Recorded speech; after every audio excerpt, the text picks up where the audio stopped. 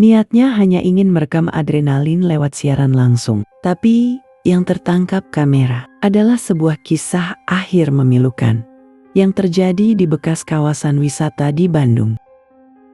Dari kejauhan, gerbang besar ini hanya tampak seperti sisa-sisa kejayaan wisata masa lalu yang membeku. Ilalang tinggi bergoyang di antara patung-patung yang mulai retak, menyelimuti area yang kini dikeramatkan oleh kesunyian. Tapi bagi warga Bandung, Kampung Gajah menyimpan kisah kelam yang tak pernah hilang dan reda oleh waktu. Sebuah kisah tentang pengkhianatan di antara kawan lama yang menimpa seorang remaja, siswa SMP berusia 14 tahun. Ia datang bukan untuk menguji nyali, tapi karena diajak oleh teman-temannya yang ia percaya. Namun yang ia temui adalah sisi paling gelap dari sebuah pertemanan.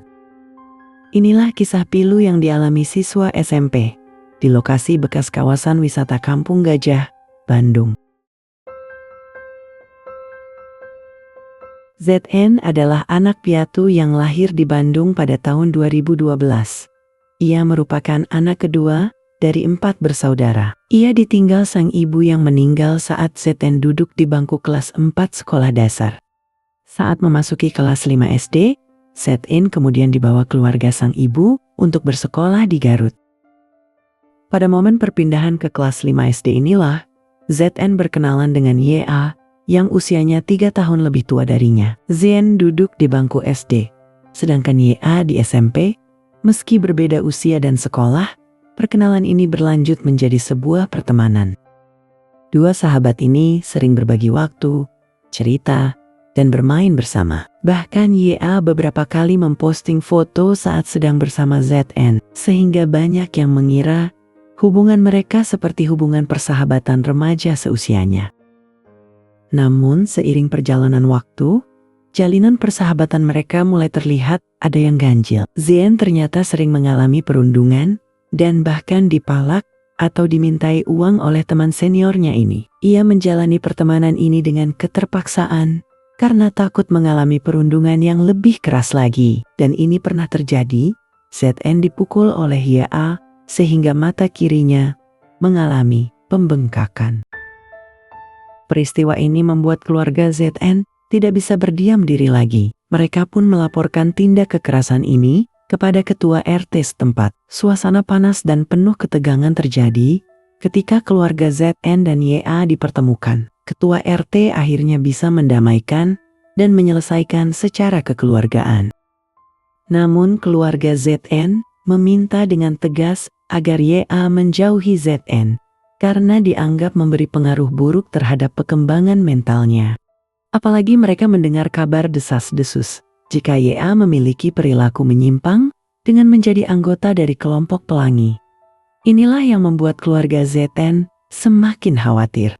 ZN kemudian dipindahkan ke Bandung.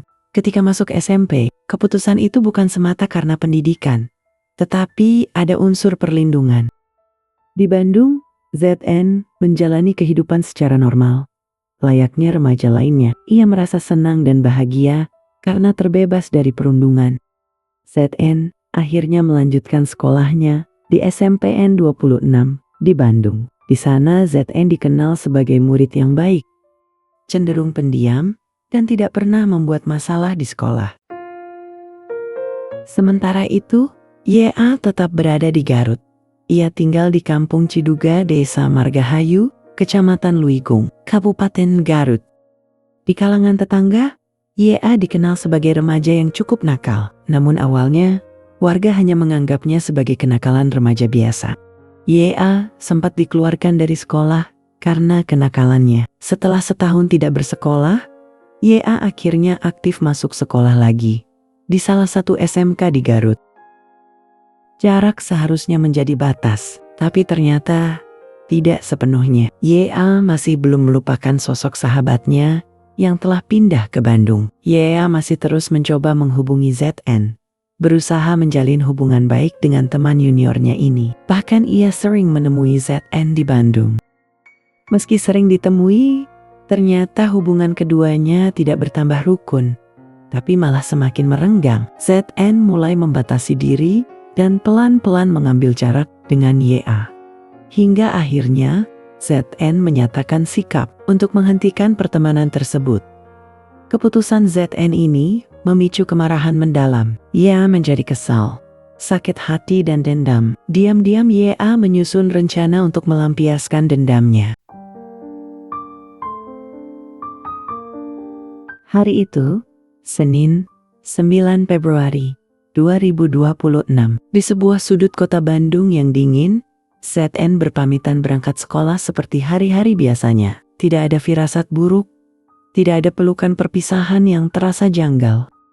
Namun, hingga matahari terbenam dan lampu-lampu jalan mulai menyala, langkah kakinya tak kunjung terdengar di depan pintu rumah.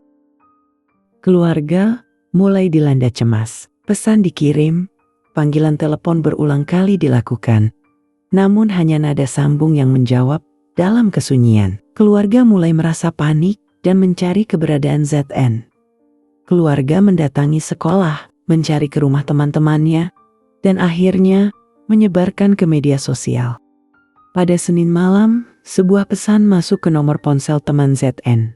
Pesan itu datang dari nomor ponsel ZN, yang isinya berupa pesan bahwa ZN diculik oleh 2 orang pemuda yang tidak ia kenal. Namun ketika dijawab oleh sang teman, nomor ponsel ZN tidak lagi membalas.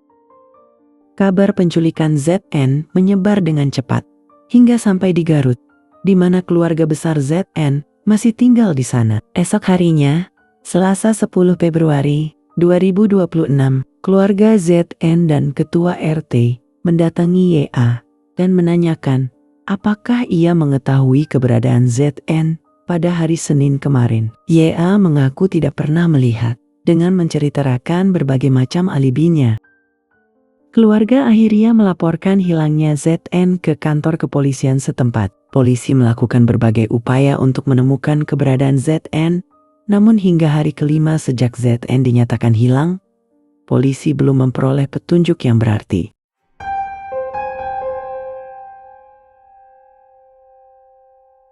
Hingga akhirnya sebuah peristiwa yang menghebohkan terjadi pada hari Jumat tanggal 13 Februari 2026. Sebuah tim konten kreator horor membuat konten siaran langsung uji nyali di bekas lokasi wisata Kampung Gajah di Desa Cihideng, Kecamatan Parongpong, Kabupaten Bandung Barat. Di lokasi yang dianggap angker ini, mereka awalnya menyusuri area terbengkalai untuk menentukan titik lokasi pengambilan gambar. Namun mereka terganggu dengan aroma bau busuk menyengat yang ada di lokasi tersebut. Merasa penasaran, tim memutuskan untuk menelusuri sumber bau tersebut. Penelusuran itu mengarahkan ke suatu titik sumber bau yang ternyata berasal dari sebuah jasad manusia yang tergeletak di dekat area kereta mini yang sudah terbengkalai. Mereka sangat kaget, takut dan panik. Tim itu tidak berani mendekat lebih jauh karena khawatir akan merusak tempat kejadian perkara. Namun, mereka memutuskan untuk merekam peristiwa penemuan jasad tersebut untuk jaga-jaga kalau nantinya dimintai keterangan oleh pihak kepolisian. Mereka akhirnya melaporkan peristiwa ini ke kantor kepolisian setempat. Tim Inafis dari Polres Cimahi datang ke lokasi dan langsung melakukan olah tempat kejadian perkara. Mereka memeriksa secara detail dan memotret dari berbagai sudut. Tubuh tidak bernyawa tersebut berjenis kelamin laki-laki dan masih berusia remaja. Terdapat bekas luka serangan sajam di bagian perut dan kepala. Diperkirakan jasad itu sudah berhari-hari berada di sana. Tidak ditemukan petunjuk dan kartu identitas di tubuh korban. Tubuh itu akhirnya dibawa ke Rumah Sakit Sartika Asi Bandung untuk dilakukan proses identifikasi dan autopsi. Dari pemeriksaan awal terungkap bahwa tubuh itu adalah ZN yang sudah beberapa hari dinyatakan hilang. Kabar duka ini pun diterima oleh keluarga ZN dengan perasaan yang sangat sedih. ZN akhirnya ditemukan, tapi dalam kondisi telah tiada. Setelah dipastikan identitasnya, polisi bergerak cepat melakukan proses penyelidikan. Penyelidikan dimulai dari jejak terakhir ZN. Polisi meminta keterangan kepada teman-teman sekolahnya, teman-teman bermainnya, tetangga, dan bahkan keluarga ZN. dari hasil keterangan keluarganya. Polisi mencurigai teman dekat ZN adalah pelakunya. Kurang dari 24 jam sejak tubuh ZN ditemukan, polisi berhasil melacak terduga pelaku berada di wilayah Garut. Pada Sabtu malam, 14 Februari 2026, tim Satreskrim Polres Cimahi berhasil meringkus YA di tempat persembunyiannya di Desa Banyuresmi, Kabupaten Garut. Polisi juga meringkus AP, berusia 17 tahun, yang diduga ikut membantu YA dalam melakukan tindak kejahatan. Mereka pun digelandang petugas ke Polres Cimahi guna dilakukan proses pemeriksaan lebih lanjut. Dalam pemeriksaan di kantor Polres Cimahi, mereka mengakui seluruh perbuatannya. Keduanya diketahui merupakan teman dekat ZN.